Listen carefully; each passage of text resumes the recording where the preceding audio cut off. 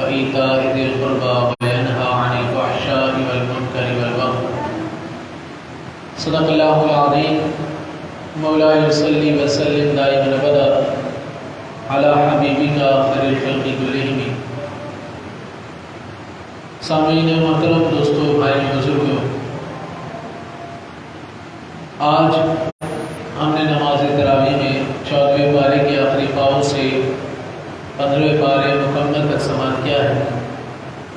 اللہ تعالیٰ سے دعا ہے کہ اللہ تبارک و تعالیٰ قرآن مجید کا پڑھنا، سننا، اس کو سمجھنا اور اس پر عمل کرنا ہماری زندگی کا اہم مقصد بنائے.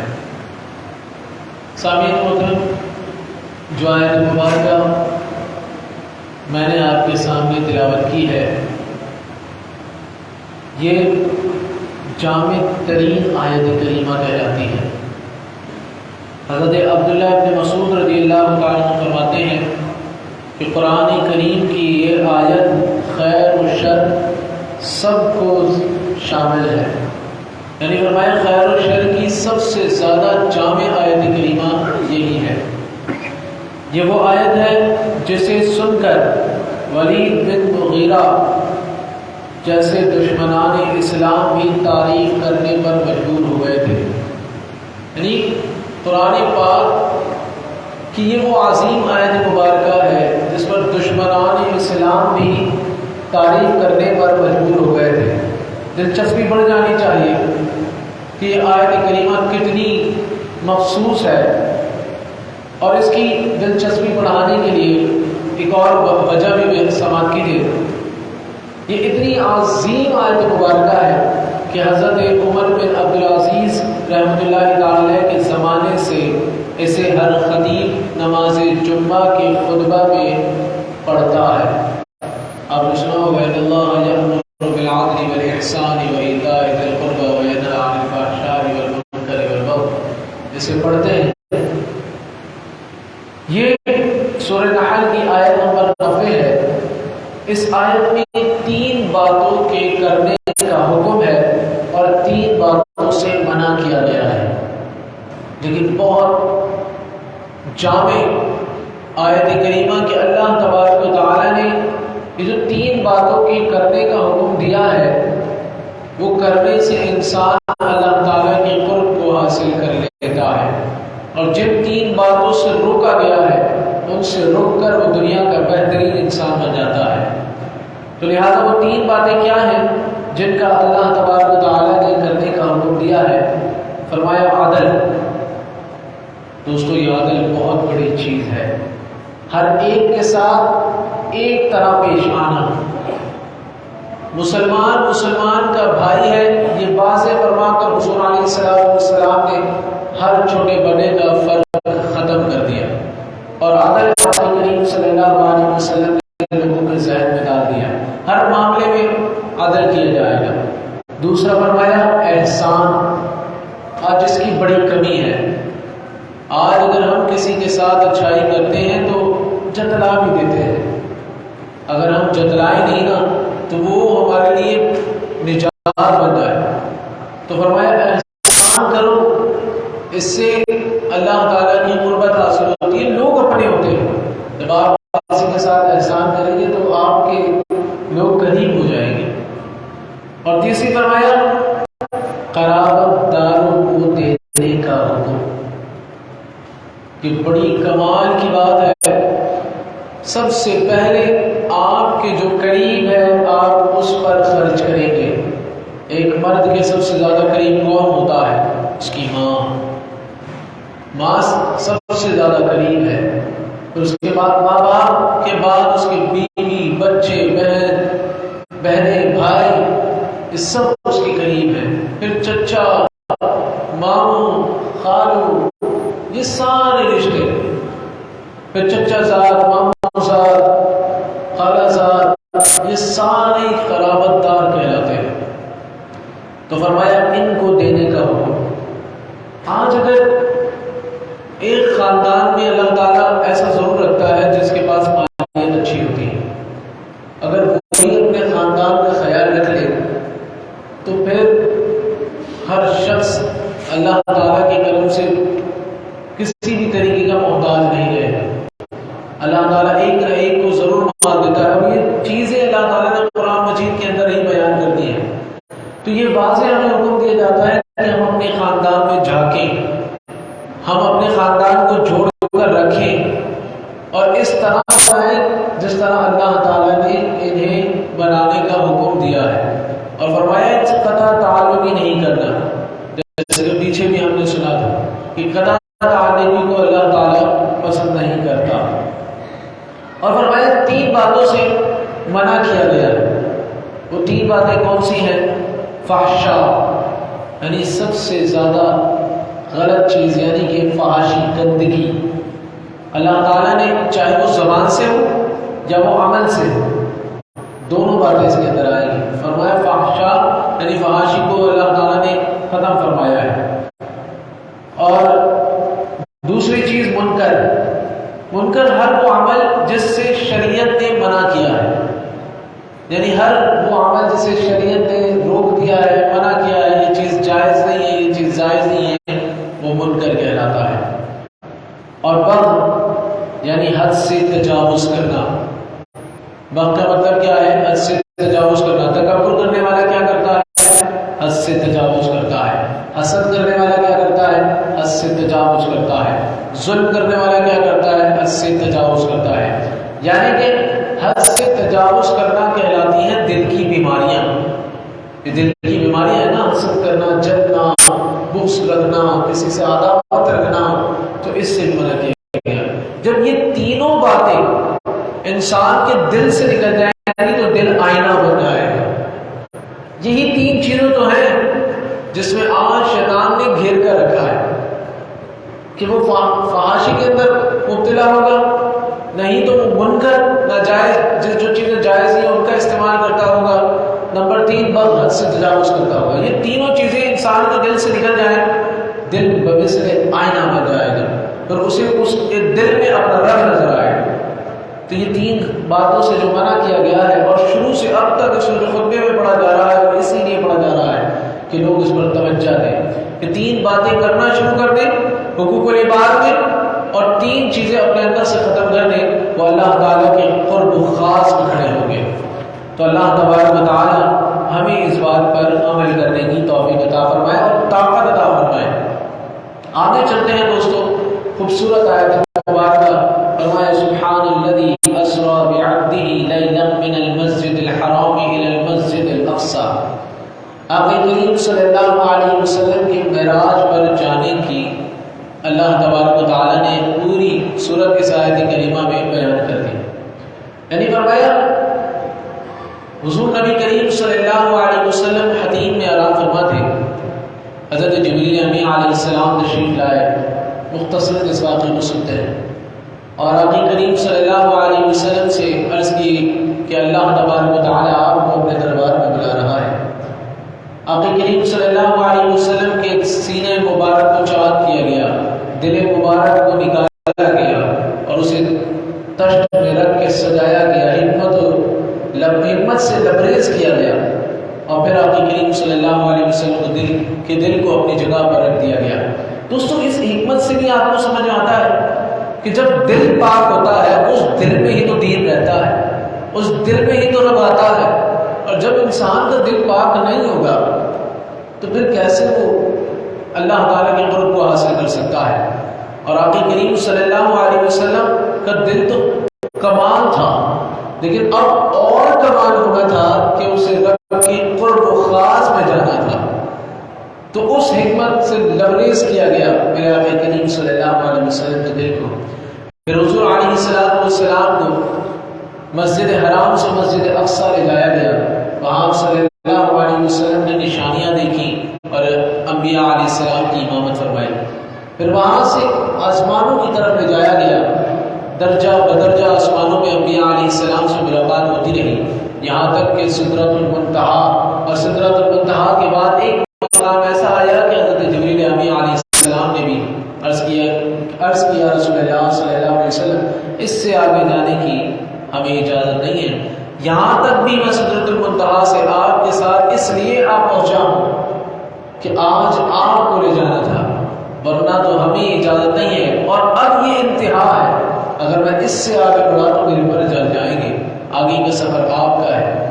پھر آقا صلی اللہ علیہ وسلم نے آگے سفر کیا، حجابات سے حجابات گزرتے گئے، آقا کریم صلی اللہ علیہ وسلم نے قلب کے چلنے کی آوازیں سنی، اور زیادہ حجابات سے گزرتے چلے گئے کہ آخر قرب خاص میں پہنچ گئے۔ فرمایا قاب حسینی کہ آقا کریم صلی اللہ علیہ وسلم کا قرب خاص اور ادنا اتنا قریب ہوا کہ فرمایا تیر، یعنی کہ جو کمان کا جو تیر ہوتا ہے اس سے بھی کم اللہ تبارک و تعالیٰ کا اتنا قرب آقا کریم صلی اللہ علیہ وسلم کو حاصل ہوا۔ اور پھر راز و نیاز کی باتیں اور آقا کریم صلی اللہ علیہ وسلم کو تحائف جو امت مسلمہ کے لیے آقا کریم صلی اللہ علیہ وسلم نے مانگے وہ بھی ادا کیے گئے نماز کی صورت میں۔ اور حضور علیہ السلام پھر اس کے بعد حضرت موسیٰ علیہ السلام سے ملاقات ہوئی، نمازیں کم ہوئی، پھر 5 نمازیں رہی۔ صبح آقا کریم صلی اللہ علیہ وسلم نے چاہا، اور یہ واقعہ تھا کہ فرمایا یہ واقعہ لمحے بھر کا تھا۔ اب آپ زمین سے آسمان تک کا سفر کریں نا تو کئی ہزار سال کی مسافت ہے، یہاں تو آسمان سے بھی آگے اوپر، 7 آسمان سے بھی اوپر، اور پھر اس کے بعد کتنے حجابات ہوں گے۔ تو اللہ تبارک و تعالیٰ نے اپنے محبوب علیہ السلام کو یہ سفر کرایا تو مختصر وقت تھا، وہی کنڈی ہل رہی تھی، بستر گرم تھا، لیکن فرمایا گیا کہ آقا کریم صلی اللہ علیہ وسلم حضور علیہ السلام اس دنیا سے نکلے تو وقت رک گیا، یعنی کہ میرے آقا کریم صلی اللہ علیہ وسلم کے طفیل سے یہ دنیا چل رہی ہے۔ تو حضور علیہ السلام کے اس معراج کے سفر میں کئی اسباق ہیں۔ وہ اسباق یہ کہ آقا کریم صلی اللہ علیہ وسلم نے جب صبح اعلان کیا کہ مجھے اس طرح معراج کرائی گئی تو کفار نے مذاق بنایا، یہاں تک کہ سیدنا صدیق اکبر رضی اللہ تعالیٰ عنہ نے اس کی تصدیق فوراً کر دی اور فرمایا، حضرت سیدنا صدیق اکبر رضی اللہ تعالیٰ عنہ کے الفاظ ہیں کہ آپ نے فرمایا کہ میں تو روزانہ ان کی غیب کی خبروں کی جو ہے تصدیق کرتا ہوں، جو وہ روزانہ وحی الہی ہمیں سناتے ہیں اس کی تصدیق کرتا ہوں، لہٰذا یہ سفر معراج تو کچھ نہیں۔ اور آقا کریم صلی اللہ علیہ وسلم کی اس معراج کی تصدیق کرنے پر آپ کو صدیق کا لقب عطا ہوا، جس نے یہ بات واضح کر دی کہ جو حضور علیہ السلام سے محبت کرنے میں جتنا زیادہ قریب ہوگا اسے ہی مقام افضلیت حاصل ہوگی۔ یہ بات واضح ہے، جسے حضور علیہ السلام کا قرب خاص حاصل ہے وہی اللہ تبارک و تعالیٰ کے قرب خاص میں اپنی جگہ بنائے گا۔ تو اللہ تبارک و تعالیٰ میں آقا کریم صلی اللہ علیہ وسلم کا سچا عشق عطا فرمائے۔ آگے 2-3 باتیں اور ہیں، غور کیجیے گا، بڑا ہی لطف آنے والا ہے۔ آگے بیان ہو وَقَضَىٰ رَبُّكَ أَلَّا تَعْبُدُوا إِلَّا إِيَّاهُ وَبِالْوَالِدَيْنِ إِحْسَانًا۔ اجتماعی زندگی کے اسلامی آداب و اخلاق یہاں سے قرآن مجید بتانا شروع کر رہا ہے، اور آیت نمبر 23 سے آیت نمبر 39 تک بنی اسرائیل میں یہ بیان ہوا ہے۔ اور سب سے پہلے کیا بیان ہوا کہ اللہ تعالیٰ نے فرمایا کہ اجتماعی زندگی اس وقت بہتر ہوگی، دیکھیے گھر گھر کے معاملات پورے ڈسکس کر رہا ہے قرآن مجید، ہر چیز تو ہے قرآن مجید کے اندر، اور آج ہم کہاں بڑھ کے جا رہے ہیں۔ تو فرمایا کہ تمہاری اجتماعی زندگی اس وقت بہتر رہے گی جب تم اللہ کے سوا کسی کی عبادت نہ کرو گے۔ اجتماعی زندگی اس وقت بہتر رہے گی جب والدین کے ساتھ بھلائی کرو گے۔ اجتماعی زندگی اس وقت بہتر رہے گی جب رشتہ داروں، مسکینوں، مسافروں کو ان کا حق دو گے۔ فرمایا اجتماعی زندگی اس وقت بہتر رہے گی جب مال کو فضول خرچ نہ کرو گے۔ فرمایا اجتماعی زندگی اس وقت بہتر رہے گی کہ نہ بخل کرو گے اور ہاتھ نہ اتنا کشادہ کرو گے کہ کل پچھتاؤ۔ یہ بھی قرآن بیان کر رہا ہے، کمال، قربان جائیے کہ ہمیں سمجھایا جا رہا ہے کہ نہ ہی اتنے پیسے مال کو بچا کر رکھو اور کہ بخل کہلاؤ، بخیل کہلاؤ، اور نہ ہی اتنا اڑا دو کہ آج ختم ہو جائے کل کے لیے رو۔ کیا نہیں سکھا رہا قربان جائیے۔ فرمایا اپنی اولاد کو مفلسی کے ڈر سے قتل نہ کرنا، اور فرمایا جاندار کو ناحق قتل نہ کرنا، یتیم کے مال میں ناجائز تصرف نہ کرنا، وعدہ کرو تو اسے پورا کرنا، نام تول کو پورا کرنا، جس چیز کے بارے میں تحقیق نہ ہو اس کے پیچھے نہ پڑنا، اور فرمایا زمین پر اکڑ کر نہ چلنا، اور پھر آخر میں دوبارہ فرمایا کہ اللہ کے ساتھ کسی کو معبود نہ بنانا۔ یہ تمام چیزیں وہ چیزیں ہیں، یہ 13 کے 13 پوائنٹ وہ چیزیں ہیں جو آپ کی اجتماعی زندگی کو خوبصورت بنا دیتی ہیں۔ یہ قرآن مجید کہہ رہا ہے۔ آج ہم کیا کرتے ہیں جی، نیٹ پر سرچ کرتے ہیں یوٹیوب کیا بتا رہے ہیں، آج کیسے کر کے ماحول کو ہم صحیح رکھ سکتے ہیں۔ آج ہر چیز یوٹیوب نیٹ میں ڈھونڈی جا رہی ہے۔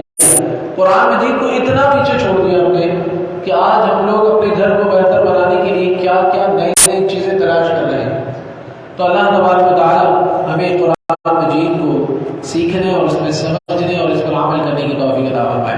دوستو آگے چلتے ہیں تو سورہ کہف آ جاتی ہے، اور سورہ کہف وہ سورہ مبارکہ ہے جس کے حوالے سے آیا کہ سورہ کہف کی آخری 10 آیات جو پڑھنے کا عادی ہو وہ دجال کے خطرے سے محفوظ رہے گا۔